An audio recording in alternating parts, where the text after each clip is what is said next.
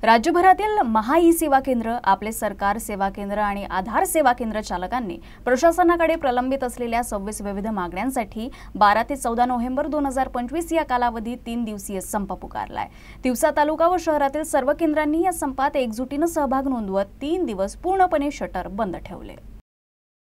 या आंदोलनाचं प्रमुख कारण म्हणजे शासनानं 10 ऑक्टोबर 2025 ला जारी केलेलं नवीन आपले सरकार सेवा केंद्र परिपत्रक।